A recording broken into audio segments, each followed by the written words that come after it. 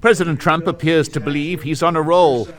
Buoyed by the international praise for his role in achieving what he describes as peace in the Middle East, the US leader is now focusing on an end to the Russia-Ukraine conflict. As he prepares for the meeting with Volodymyr Zelenskyy, President Trump is adamant he can succeed where the leaders of Europe could not.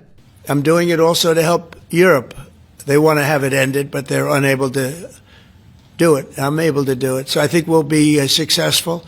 We'll save a lot of lives. It should have been done. Should have never started. There's been a lot of change since the stormy first meeting in his second term with the Ukrainian leader. What you're doing is very disrespectful to the country, this country. That's back to you far more than a lot of people said they should have. As the war continued, President Trump vacillated about whether to support Ukraine or not, and if so, to what extent. He often praised Vladimir Putin as a genius and savvy leader, while insisting that their friendship, as he described it, would help end the war. A pivotal point came at the NATO summit in June, where in a sign of warming relations with the alliance, President Trump signed a statement that Russia was a profound security threat and praised Volodymyr Zelenskyy. He's fighting a brave battle. It's a tough battle.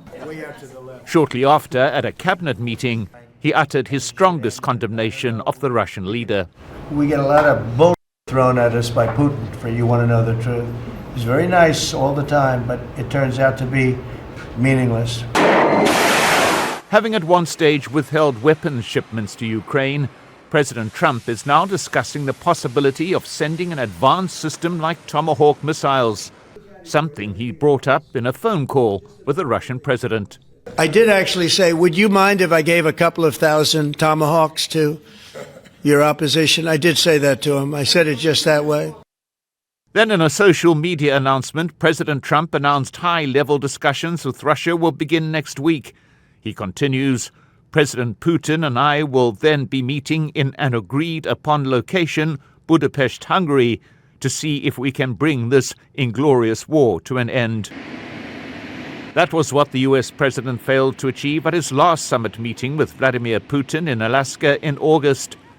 But with added authority gleaned from peace efforts in the Middle East and the new willingness to use arms to Ukraine as leverage, President Trump hopes the meetings with the Ukrainian and Russian leaders will this time end in success. Mike Hanna, Al Jazeera, Washington. Don't miss out. Get the full picture. Subscribe to Al Jazeera for reliable news, expert insight. Like, share, stay ahead.